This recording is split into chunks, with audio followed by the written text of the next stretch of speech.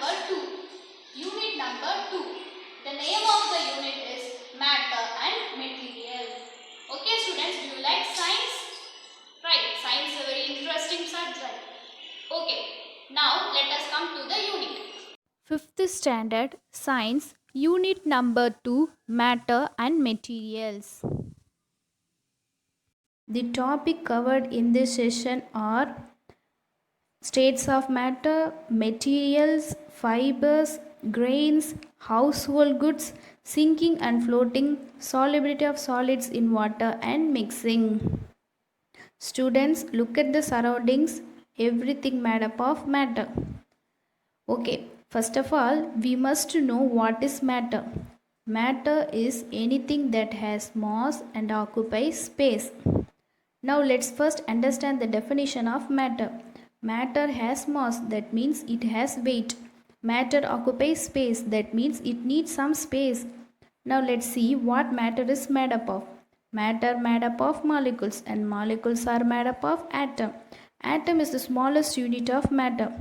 It contains three particles. They are electron, proton, neutron. Two or more atoms combine to form a molecule.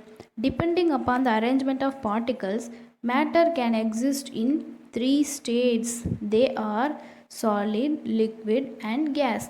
Students, now let's learn the properties of different states of matter. Okay, now first move on to the solid. Solids have definite shape, volume and size. Students, do you know why solid objects have definite shape and volume? Okay, I will tell you. All this because of molecules. In solids, force of attractions between the molecules are very strong. That means there is no space between the molecules. So molecules cannot move here and there.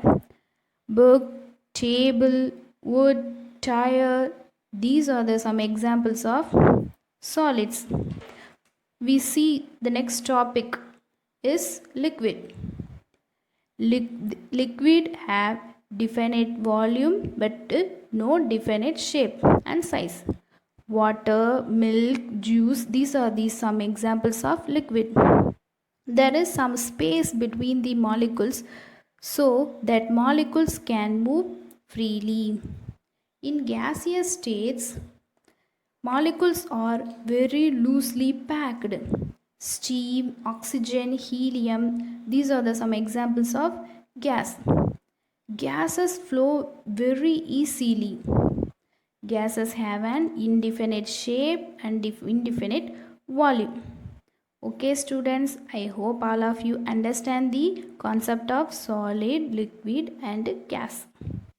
Next topic is materials. Material is a mixture of substances that is used for making objects. There are many kinds of material in the world. They are plastic, clay, glass, steel, wood, wax, etc. They can be pure or impure, natural or man-made. Materials are needed to get the things needed for our daily life. We need food, dress, and many other goods for our daily living. We see the next topic, fiber. Students, we are allowed to wear different outfits, right? Do you know from what these clothes are made? It's made from fiber. Fiber is a thin thread of natural or artificial substances. These fibers are divided into two types. They are natural and synthetic fiber. Natural fibers are obtained from natural sources. Natural sources. The sources would be both plant and animals. Jute and cotton are some examples of plant fibers. Similarly, wool and silk are examples of animal fiber. Next, move on to synthetic fiber. Synthetic fibers are made by man in laboratory and Industries using chemicals. Using chemicals. Now let's see cotton. Cotton fibers are obtained from cotton plant. Cotton plant is a bushy plant, 5 to 6 feet height. Cotton grows well in black and alluvial soil. Cotton is usually hand picked.